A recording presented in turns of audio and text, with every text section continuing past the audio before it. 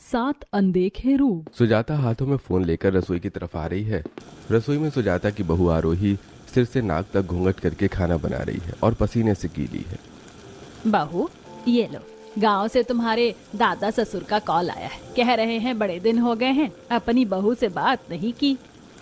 अब आरोही फोन पकड़ती है और घूंघट ऊपर करने की कोशिश करती है कि तभी सुजाता उसका हाथ पकड़कर। यही बात करो, वो बस तुम्हारी आवाज सुनना चाहते हैं, चेहरा नहीं देखना है उन्हें। जी मम्मी जी। प्रणाम दादाजी, कैसे हैं आप? और गांव में सब कैसे हैं? अरे हाँ बहू, गांव में सब कुछ बहुत अच्छा है। तुम खाना बना रही थी क्या? जी मैं खाना ही बना रही थी। कितनी संस्कारी बहू है मेरी। इतनी संस्कारी बहू तो आजकल गांव में भी नहीं है किसी की। अच्छा चल, अब मैं फोन रखता हूँ। ठीक है दादाजी। अब आरोही फोन रख देती है और सुजाता बहू से बोलती है, सुन बहू, खाना बन गया, जरा आप मेरे पैर दबा दे, पैरों पे काफी दर्द है। अब आरोही सोफे पर अपनी सास को बिठाकर उनके पैरों में तेल लगा रही होती है कि तभी वहाँ पड़ोस की बसंती आती है। बाप रे, तेरी बहू तेरा पैर भी दबाती है और इतनी गर्मी में घूंघट भी कर रखा है। हमारी बहू को देखो, छोटे छोटे कपड़े में घर में घूमती है और साफ कहती है कि इतनी गर्मी में हमसे साड़ी नहीं पहनी जाएगी। पर तेरी बहू तो बहुत संस्कारी है सुजाता। बहुओं को संस्कारी बनाना पड़ता है बसंती। मैंने इसको अपने संस्कारों में ढाल रखा है। बाकी तो इसको बाहर की चीज मत बताया कर, वरना इसे नजर लग जाएगी। वो तो ठीक है, पर ये बता तेरी बहू कहीं घूमने फिरने नहीं जाती क्या? सारा दिन घर में रहती है। तभी आरोही घूंघट के नीचे से बड़ी धीमी आवाज में कहती है, जी मुझे बाहर घूमना फिरना पसंद नहीं है। माँ जी भी कहती है संस्कारी बहू घर की दहलीज लांघती हुई बार बार अच्छी नहीं लगती। बाप रे, फुल कंट्रोल कर रखा अपनी बहू को तूने तो। तेरी बहू जैसी बहू तो सबको मिलनी चाहिए। चल मैं चलती हूँ। अगले दिन आरोही अपने कमरे में अपने पति से, विष्णु जी मुझे थोड़े से पैसे चाहिए थे, कुछ सामान लाना था। ठीक है मैं देता हूँ। इतने में वहाँ पर सुजाता आती है। रुको बेटा, बहू के हाथ में इतने पैसे देना अच्छी बात नहीं है। बहू तुझे कुछ चाहिए तू हमें बता, हम दिलवा देंगे। तू पैसे लेकर क्या करेगी? तू तो मेरे साथ ही जाती है ना। ठीक है माँ जी, मुझे नहीं चाहिए पैसे। अब इसी तरह अगले दिन सुजाता अपनी बहू को 7 से 8 साड़ियाँ देती है। ये ले बहू, तेरे लिए साड़ियाँ लेकर आई हूँ, अब बदल बदल कर साड़ी पहनना। मम्मी जी पर ये साड़ी तो बहुत ज्यादा भारी लग रही है और अभी काफी गर्मी है। तो क्या हुआ बहू, तू हमारी इकलौती बहू है, संस्कारी है। तू ऐसे भारी भरकम साड़ी नहीं पहनेगी तो कैसे पता चलेगा कि हमारे घर की बहू सच समझ कर रहती है, अपने पति से प्यार करती है। ठीक है माँ जी, मैं पहन लूंगी इन साड़ियों को। अब इसी तरह एक दिन घर के बाहर एक सास बहू की भयानक लड़ाई हो रही होती है। मसाला पैसों का होता है। बात छोड़ मेरे, वरना गुस्सा आया ना तो यहीं सड़क पर पड़े पत्थर उठाकर तेरा सर फोड़ दूंगी। अच्छा तू मेरा सर फोड़ेगी, उससे पहले मैं तेरा मुंह नहीं तोड़ दूंगी। चुपचाप से पैसे दे, मेरे हाथ में सारा पैसा हथियाने की सोचती रहती है बुढ़िया। अच्छा मैं पैसा हथियाती हूँ तो एक नंबर की डायन है, मेरे बेटे की सारी कमाई खा जाती है। अब इतने में वहाँ सामने से सुजाता अपनी संस्कारी बहू के साथ बाजार से घर आ रही होती है। आरोही के हाथ में सब्जी का थैला होता है और आरोही कुछ पैसे अपनी सास को दे रही होती है। माँ जी आपने बाजार करने वक्त मेरे हाथ में 2000 रुपए दिए थे। सब्जी तो लगभग 700 रुपए में आ गई थी। अब ये बाकी के पैसे आप रख लीजिए। ठीक है बहू, ला मुझे दे। तो देख सुजाता की बहू कितनी संस्कारी है, सारे बचे हुए पैसे अपनी सास को वापस देती है और तू तो बचे पैसे बिना बताए ही उड़ा देती है। मुझे नहीं बनना इसकी तरह। अब ये सब सुनकर सुजाता रास्ते में ही अपनी बहू के सिर पर थू थू करते हुए कहती है, तू राम राम, ये मोहल्ले की औरतें तो मेरी संस्कारी बहू को भी नजर लगा देंगी। चल बहू चल यहाँ से। इसी तरह एक दिन पड़ोस की शिवानी अपनी छत पर कपड़े डाल रही होती है और उन कपड़ों पर हल्की गंदगी लगी होती है, जिसे देखकर उसकी सास छत पर ही उससे लड़ने लगती है। कपड़े धोने का ढंग नहीं क्या? इतना महंगा वॉशिंग मशीन लगा रखा मेरे बेटे ने, तब भी कपड़ों में से दाग लगे हुए हैं। ऐसा है ना, तू मुझे ज्यादा मत सिखा और खुद कर ले। अगर तुझे काम करना आता है तो शर्म नहीं आती अपनी सास से? तू तड़ाक से बात करती है बदतमीज कहीं की। अब छत का शोर सुनकर सुजाता अपनी बेटी बहू के साथ छत पर आती है। अरे ये क्या हो रहा है भाभी? पता नहीं जी, घूंघट की वजह से कुछ दिख भी नहीं रहा है, बस आवाज आ रही है किसी के लड़ने की। क्या होगा बहू, ये दोनों सास बहू बदतमीजी से बात कर रही हैं। जी हाँ माँ जी, मैंने भी सुना। अब सुजाता की बहू को ऐसे धीमी आवाज में तमीज से बात करते देख सुमित्रा। देख सुजाता की बहू अपनी सास से कितनी तमीज से बात करती है, कितनी संस्कारी है वो। हाँ मेरी बहू तो तमीज से ही बात करती है, और अगर आज मेरी बहू ने इस तरीके से मुझसे बात की होती ना तो मैं उसकी जुबान खींच लेती। भाभी आप चलिए, ये सब सुनकर आप पर बुरा असर पड़ेगा। अब इसी तरह एक रात मोहल्ले में लड़ाई हो रही होती है। सुजाता का परिवार घर से बाहर आता है तो देखता है कि कलावती की बहू सिमरन छोटे कपड़ों में दारू पीकर अपनी सास से लड़ रही है। तुझे शर्म नहीं आती? बहू बेशर्मी की भी हद होती है, इतने छोटे छोटे कपड़ों में इतनी रात को तू कहाँ से आ रही है? हैदराबाद तेरे मुंह से तो दारू की बदबू आ रही है, तूने नशा भी किया है। अरे बस कीजिए, क्यों तमाशा कर रही है? मैं अपनी मर्जी से अपनी जिंदगी भी नहीं जी सकती क्या? दूसरी तरफ सुजाता अपने घर की चौखट से ये सारा नजारा देखकर, बाप रे कितनी गंदी बदबू आ रही है दारू की, यहाँ तक और कपड़े देखो कितने छोटे। रात के 2 बजे आई है ये इन छोटे कपड़ों में। पता नहीं आजकल की लड़कियों को क्या हो गया है। तभी आरोही घूंघट के नीचे से कहती है, क्या हुआ माँ जी, सब ऐसे क्यों लड़ रहे हैं? बहू बहू तू घर के अंदर जा। हाँ आरोही तुम मेरे साथ अंदर चलो, ये सब देखना तुम्हारे लिए ठीक नहीं है। तभी पड़ोस की बसंती कहती है, सजाता तू तो किस्मत वाली है जो तेरी बहू को इन सब चीजों की समझ ही नहीं। ऐसी संस्कारी बहू तो सबको मिले। बस कर, नहीं तो नजर लग जाएगी। इसी तरह कुछ हफ्ते गुजरते हैं और एक दिन विष्णु अपने दोस्तों के साथ बाहर घूमने का प्लान बनाता है, जहाँ वो अपनी पत्नी को भी ले जा रहा होता है। बहू पति के साथ घूमने जा रही हो तो भी तहजीब में ही रहना। मोहल्ले के लोग तुम्हें देखती हो कितना संस्कारी मानते हैं, मेरी भी इज्जत बनी रहती है। जी माँ जी।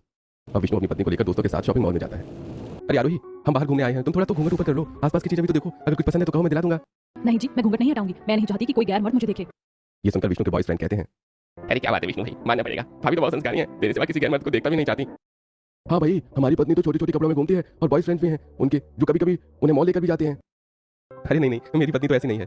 अब इसी तरह कुछ हफ्ते गुजरते हैं और एक दिन सुजाता अपने बेटा बेटी के साथ रिश्तेदार के घर जा रही होती है। बहू मैं 2 दिन के लिए अपनी बहन के घर जा रही हूँ, उसके बेटे का मुंडन है। तुम तो वैसे संस्कारी हो, कहीं जाओगी नहीं, घर में ही रहोगी, लेकिन फिर भी कह रही हूँ दरवाजे वगैरह अच्छे से बंद करके रखना। ठीक है माँ जी। अब सुजाता अपनी बेटा बेटी को लेकर चली जाती है। वहीं आरोही कमरे में जाकर खुद को बंद कर लेती है और सीधा रात के 11 बजे अपने कमरे का दरवाजा खोलती है, जहाँ आरोही का अंदाज पूरा बदला हुआ होता है। आरोही शॉर्ट वन पीस ड्रेस में होती है, चेहरे पर बोल्ड मेकअप, लिप्स पर रेड डार्क लिपस्टिक होती है, पैरों में हाई हील्स और कान में फोन लगा हुआ होता है।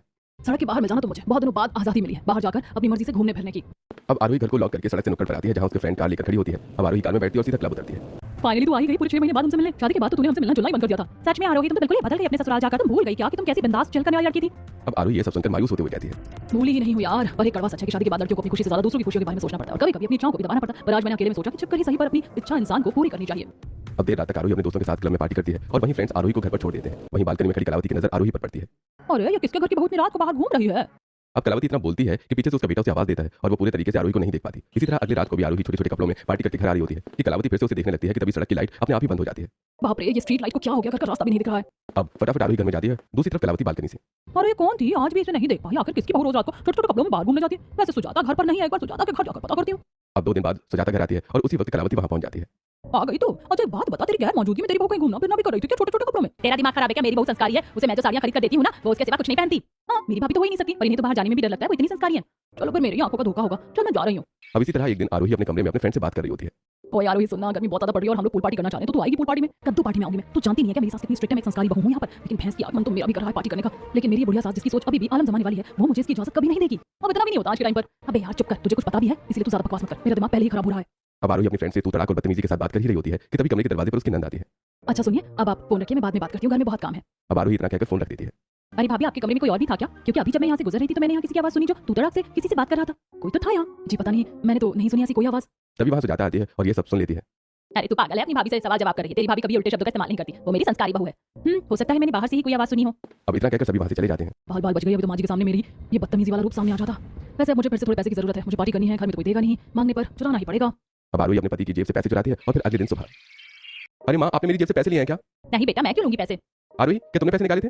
तू पागल है क्या? वो भी पैसे क्यों निकालेगी? उसको जो चाहिए हम लाकर दे ही देते हैं। तूने ही कहीं ज्यादा पैसे खर्च कर दिए होंगे, तुझे याद नहीं है। बाप रे, अच्छा हुआ बच गई, वरना माँ जी के आगे मेरा ये चोरनी वाला रूप सामने आ जाता। जी मैंने पैसे नहीं निकाले वैसे। अब विष्णु इस बात को नजरअंदाज करके वहां से चला जाता है। कुछ देर बाद आरोही अपनी सास से कहती है, माँ जी मुझे ना आज अपनी दोस्त के घर जाना है, उसने छोटा सा जागरण रखा है, मैं चली जाऊँ, उसे अच्छा लगेगा। अच्छा जागरण में जाएगी, ठीक है जा, लेकिन बहुत संभल कर जाना। वैसे तो मुझे तुझ पर पूरा विश्वास है, पर देख अपनी इज्जत अपने हाथ में ही होती है, हमारी इज्जत मत डुबोना। देखती हो ना मोहल्ले में सब तुम्हारी कितनी तारीफ करते हैं। हाँ माँ जी आप चिंता मत कीजिए, मुझे भी पता है घर की इज्जत बहु बेटियों से होती है। अब आरोही सुंदर साड़ी सर पर घूंघट करके घर से बाहर निकलती है। कितनी संस्कारी है सुजाता की बहू, घर से बाहर निकलती तो सर से घूंघट इधर से उधर नहीं होता इसका। अब आरोही अपने फ्रेंड के घर पहुंचती है। आखिर कहाँ आ गई तो हमारे साथ पार्टी करने? वैसे काफी अय्याश किस्म की है तो भी। अरे अय्याश उसने बहुत किया शादी से पहले, लेकिन शादी के बाद पता नहीं क्यों इतनी संस्कारी बन गई है।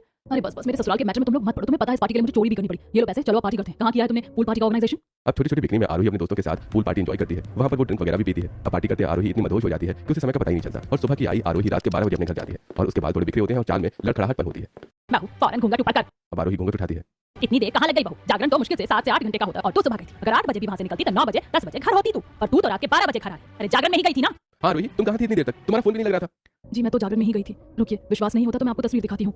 अब आरोही फोन में माता रानी के पास खड़ी अपनी पिक्चर्स अपनी सास को दिखाती है।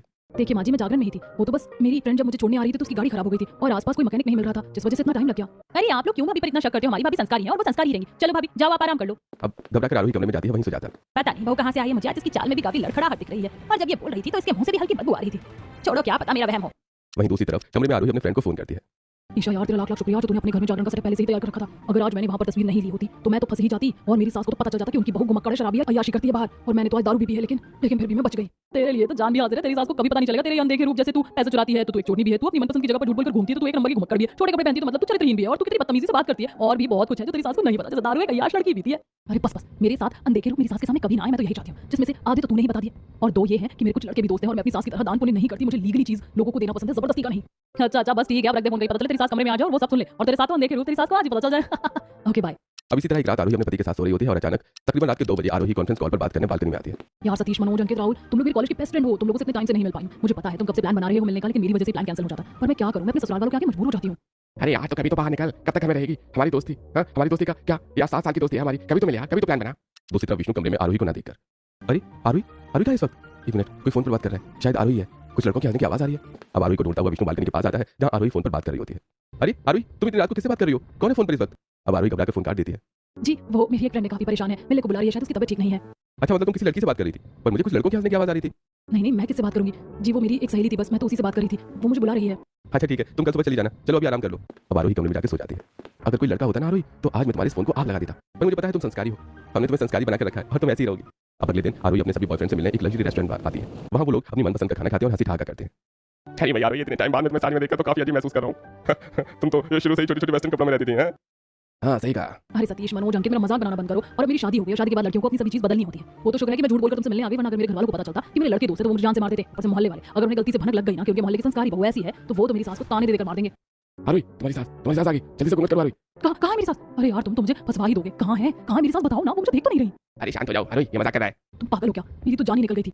अब खाना खाने के बाद आरोही अपने फ्रेंड्स के साथ शॉपिंग करती है और फिर कुछ देर बाद घर आ जाती है। तभी घर आते वक्त आरोही एक ऑटो रिक्शा वाले से लड़ रही होती है। तो अपने आप को ज्यादा होशियार मत समझ, साले कुत्ते कमीने हरामजादे। तूने मुझे बोला कि तू मुझे यहाँ तक 50 में छोड़ेगा, और अब यहाँ तू मुझसे 400 रुपए मांग रहा है। मैंने तुझे 500 का नोट दिया, फौरन 50 रुपए काटकर मुझे मेरे सारे छोटे पैसे वापस कर, वरना मैं तेरी छुट्टी कर दूंगी। वहीं दूसरी तरफ ऑटो में बैठी कलावती दूर से ये सब देखकर। और ये इतनी बदतमीजी से बात करती है तो बड़ी तमीजदार बनती है। घर और मोहल्ले में गाली तो निकाल रही है, घर जाकर सुजाता को बताऊंगी सब कुछ। अब रात को आरोही रसोई में खाना बना रही होती है और कलावती घर में दस्तक देती है और सारी बातें सुजाता से कह देती है। तेरा दिमाग खराब है क्या? मेरी बहू ऐसे शब्द अपने मुंह से नहीं निकाल सकती। मैं झूठ नहीं बोल रही, सुजाता अपनी आंखों से देखा सड़क पर गाली देते हुए तेरी बहू को, और तो और सर पर घूंघट भी नहीं था उसके। तभी हाथों में पानी का गिलास लेकर वहां आरोही आती है। चाची जी लीजिए पानी पी लीजिए। मैंने रसोई से आपकी आवाज सुनी, आप खड़ी क्यों है? बैठिए ना। देख लिया मेरी बहू के संस्कार, तू बुराई कर रही है और वो तुझे पानी पूछ रही है। सब ड्रामा है इसका, लेकिन देखिए तुझे भी सच पता चलेगा एक दिन। मुझे नहीं पीना पानी, जा रही हूँ। अरे क्या हुआ? अरे जाने दे, जलते मेरी संस्कारी बहू से ये सब। तभी कोई ना कोई बहाना ढूंढकर तेरी बुराई करने आ जाते हैं। अब इसी तरह एक दिन मंदिर के पंडित भिक्षा मांगने मोहल्ले में आते हैं। लाइए सुमित्रा जी, कुछ दान दे दीजिए, मंदिर में भंडारा करवाने की सोच रहे हैं। अब सुमित्रा अपने पर्स से 2000 रुपए निकालकर पंडित के हाथ में दे रही होती है कि तभी उसकी बहू पैसे छीन कर कहती है। अरे मम्मी जी आपका दिमाग खराब हो गया क्या? 2000 रुपए चंदा में कौन देता है? मुश्किल से 21 रुपए बहुत है। अरे हम देखने जा रहे हैं क्या कि ये 2000 रुपए भंडारे में इस्तेमाल कर रहे हैं कि नहीं। अरे बाप रे, कितनी चालाक और चंट किस्म की हो तुम। अरे रखो अपने पैसे, मुझे नहीं चाहिए। अब इसके बाद पंडित सुजाता के घर के पास आता है। सुजाता की बहू आटा चावल 3000 रुपए देती है और फिर अपने हाथों की अंगूठी निकालते हुए कहती है, पंडित जी ये अंगूठी आप अपने पास ही रख लीजिए। माता रानी को मेरी तरफ से छोटा सा भेंट है, आप उन्हें चढ़ा दीजिएगा। मैं कल ही खरीद के लाई हूँ इसे। अरे बाप रे, कितनी दयावान है और कितनी संस्कारी है। ऐसी दान करने वाली बहू तो सबके घर में होनी चाहिए। सुजाता जी, आप तो किस्मत वाली हैं जो आपको बहू इतनी संस्कारी मिली है। देखो तुम 2000 देने से कतरा रही थी। सुजाता की बहू ने सोने की अंगूठी दे दी पंडित को। वो पागल है, पागल, मैं पागल नहीं हूँ। अब पंडित आरोही को आशीर्वाद देता है और वहां से चला जाता है। अब आरोही जब देखती है कि मोहल्ले के लोग अपने घर में घुस चुके हैं और साथ भी दूसरे काम में व्यस्त हो गई है, इसका फायदा उठाकर आरोही अपने चेहरे पर रुमाल बांधती है और हाथ में चाकू लेकर पंडित के पास आती है। अरे ओ पंडित, चुपचाप से जो मैंने तुझे अभी सोने की अंगूठी दी है ना, वापस कर, नहीं तो ये चाकू तेरे इस मोटे पेट में घुसाकर बीच से फाड़ दूंगी। अरे बाप रे, अभी तो तुम सबके आगे बहुत संस्कारी बन रही थी और अब डकैत बन गई। अरे रुको, देता हूँ तुम्हारी अंगूठी, पर मुझे जाने दो। अब पंडित घबराकर सोने की अंगूठी आरोही के हाथ में देता है। आरोही अंगूठी लेकर घर में आती है। वहीं बालकनी से ये सारी लीला बसंती देख लेती है। अब आरोही घर में घुसकर रुमाल हटाकर मंदिर के पास जाकर बैठ जाती है। तभी वहां पर बसंती आती है। अरे सुजाता तेरी बहू कहाँ है? मेरी बहू कहाँ होगी? वो मंदिर में बैठकर रामायण पढ़ रही है। क्या हुआ, इतनी परेशान क्यों है? अरे कुछ नहीं, अभी मैंने अपने घर की बालकनी से देखा कि एक औरत अपने मुंह पर रुमाल बांधकर पंडित को चाकू दिखाकर उससे वो सोने की अंगूठी मांग रही थी जो तेरी बहू ने से दिया था। पर सच कहूं तो उसके चलने के अंदाज से ऐसा लग रहा था सुजाता कि वो तेरी ही बहू थी, पर तेरी बहू तो यहाँ रामायण पढ़ रही है। अरे होगी कोई लालची चोरनी चालाक बहू जो ये कर रही होगी। मेरी बहू तो रामायण पढ़ रही है, चोर जाने दे, हमें क्या। इतने में वहां आरोही उठकर आती है। पर मुझे सुनकर बहुत बुरा लग रहा है माँ जी, कैसे कैसे लोग होते हैं, भगवान उन्हें कभी माफ नहीं करेगा। अब इसी तरह कुछ हफ्ते गुजरते हैं और एक दिन सुजाता की तिजोरी से पैसे और कुछ सोने के जेवर गुम हो जाते हैं। सुजाता के घर में टेंशन का माहौल होता है, पड़ोस के लोग भी वहां इकट्ठे होते हैं। पता नहीं कहाँ चला गया। रात को ही मैंने तिजोरी के अंदर पैसे रखे थे और मेरा एक कीमती हार था, वो भी नहीं मिल रहा। माँ आपको अच्छे से याद है कि आपने अपनी चीजें तिजोरी में ही रखी थी। देखो मैं यहाँ पर कब से खड़ी हूँ और सामान अब तक नहीं मिला। मेरी मानो तो घर की तलाशी ले लो और पहले अपनी बहू का ही कमरा देखो। क्यों बहू का कमरा क्यों बोल रही है? तुझे लग रहा है कि चीजें मेरी बहू ने चुराई हैं? अरे बसंती का कहना वो नहीं है सुजाता, हम तो बस ऐसे ही बोल रहे हैं। तुम जाओ, हमारे फैमिली मैटर में मत बोलो, मैं ढूंढ लूंगी अपना सामान। अब सुजाता को घर के किसी कमरे में अपने पैसे और गहने नहीं मिलते, लेकिन सुजाता इस बीच ये देखती है कि उसकी बहू काफी घबराई हुई है और उसके चेहरे पर टेंशन बनी हुई है। अब इसी तरह 3 से 4 दिन निकल जाते हैं। तभी एक रात सबके सोने के बाद आरोही छोटे छोटे कपड़ों में अपना बैग पैक करके बाहर निकलती है घर से और उसके घर के बाहर एक गाड़ी खड़ी होती है जिसमें 4 लड़के होते हैं। अरे आ गई आरोही, हमें तो लगा था तू आएगी नहीं, चलो गाड़ी में बैठ जा। सुनो मैं ठीक तो कर रही हूँ ना? अरे इतना रिग्रेट मत करा रही, तू भी जानती है कि तू इस फेक पर्सनैलिटी में अब घुटन महसूस कर रही है। अरे हाँ, और जहाँ घुटन महसूस होगा लेना बेकार है। देख हमारे पास दारू भी है, पी ले, इससे तेरा माइंड फ्रेश हो जाएगा। ले पकड़ दारू की बोतल। अब आरोही दारू की बोतल पकड़ती है कि उसके हाथ से बोतल छूट जाती है। वहीं आवाज सुनकर बसंती घर से बाहर निकलती है और वो आरोही को 4 लड़कों के साथ छोटे छोटे कपड़ों में खड़ा देखकर चिल्लाते हुए कहती है, बाप रे बाप, तू इतनी रात को बहू इन 4 लड़कों के साथ क्या कर रही है और इतने छोटे छोटे कपड़े हाथ में ये बैग? कहीं ये लड़के तुझे इस गाड़ी में बिठाकर यहाँ से ले जाने तो नहीं आए? सुजाता जल्दी बाहर देख अपनी संस्कारी बहू के अनदेखे रूप। अब बसंती की आवाज सुनकर आरोही के ससुराल वाले घबराकर बाहर आते हैं। धीरे धीरे मोहल्ले की सभी औरतें वहां इकट्ठा हो जाती हैं। बहू ये सब क्या है? तू इन छोटे कपड़ों में और ये जमीन पर शराब की बोतल टूटी हुई है और ये 4 लड़के कौन है? हमने तो तेरा ये रूप कभी नहीं देखा। आरोही ये लड़के कौन है? तुम तो मेरे अलावा किसी गैर मर्द को देखती तक नहीं थी। बहू हमने तो आज तक तेरा ये रूप नहीं देखा। पहला, तुझे इन छोटे कपड़ों में देखकर लगता है कि तू चरित्रहीन है। दूसरा, नीचे शराब की बोतल गिरी है जिससे लगता है कि तू शराबी और अय्याशी भी है।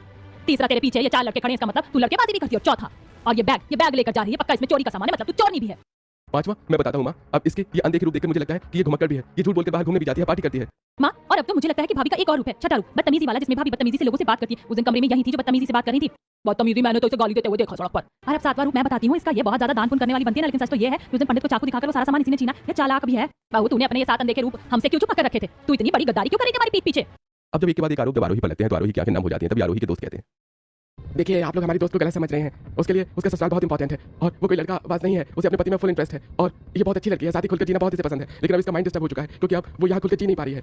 बहू क्या ये सब सच है? मतलब हम तुझे काबू कर रहे थे? अब आरोही रो रो कर अपनी अंदर की तकलीफ सबसे कहती है। हाँ माँ जी, कहीं ना कहीं यही सच। आप लोगों ने अपनी खुशी के चक्कर में कभी मेरे बारे में जानने की कोशिश ही नहीं की, मुझे क्या पसंद है क्या नहीं। और फिर आपकी खुशी को समझते समझते मैं अपनी खुशी को मैंने दबाना शुरू कर दिया और जब हती हो गई तब मैंने चीजें छुपा कर करना शुरू किया और ले देकर आज मैं ही गलत बन गई। लेकिन सच कहूँ तो एनी टाइम घूंघट करना, भारी साड़ी पहनना, कम पैसों में गुजारा करना और बेमन से ऐसी जगह घूमना जहाँ इच्छा ही ना हो, वो खाना खाना जो पसंद ही ना हो, ये झूठी पर्सनालिटी अंदर ही अंदर मुझे खा रही थी। लेकिन मैं फिर भी चुप थी क्योंकि मैं देख रही थी कि मेरी वजह से आप लोगों को मोहल्ले में बहुत इज्जत मिल रही थी। इसलिए मैंने आपकी खुशियों को ठेस पहुंचाना जरूरी नहीं समझा। तो जाता तेरी बहू की बातें सुनकर तो मेरा दिल बैठ रहा है और ऐसा लग रहा है कि अगर तू अपनी बहू को समझती और उसकी इच्छाओं के बारे में जानने की कोशिश करती तो ये 7 अनदेखे चेहरे तुझे बहुत पहले ही पता चल जाते और फिर तू इन 7 चेहरों में से कोई चेहरे बदल भी सकती थी, इसे सुधार भी सकती थी। अब सुजाता और उसके बेटे को अपनी गलती का एहसास होता है। बहू मुझे माफ कर दे, शायद मैंने तुझे समझने से ज्यादा तुझे दबा कर रखने में विश्वास किया और अब तो मुझे भी लगता है कि अगर मैं तेरी खुशियों के बारे में जानने की कोशिश करती तो शायद मैं तेरी बुरी आदतों को भी छुड़ा देती, जैसे शराब पीना, लेट नाइट पार्टी करना, छोटे कपड़े पहनना। मुझे भी माफ कर दो आरोही, मैंने भी कहीं ये जानने की कभी कोशिश नहीं की कि तुम्हें कहाँ जाना पसंद है, कहाँ नहीं, क्या खाना पसंद है, क्या नहीं। शायद पूछता तो आज तुम ये चीज मुझे बताती और अपने दोस्तों की जगह मेरे साथ घूमती। क्या तुम हमें माफ कर पाओगी आरोही? अब आरोही आंसू पोंछती हुई कहती है, मेरे इतने रूप देखने के बाद भी जब आप लोग मुझे अपना रहे हैं तो मैं आपको माफ कैसे नहीं करूंगी। और अब मैं अपनी आदतों में सुधार भी करूंगी, जैसे दारू मैं छोड़ दूंगी और घूमना फिरना भी कम कर दूंगी और घूमूंगी भी तो सिर्फ अपने पति के साथ, क्योंकि अब आप मेरी पसंद नापसंद जानते हैं। अब इस दिन के बाद से आरोही अपनी कुछ आदतों में सुधार करती है और कुछ अच्छी आदतों के साथ अपने ससुराल वालों के साथ मिलकर खुशहाल जिंदगी बिताने लगती है।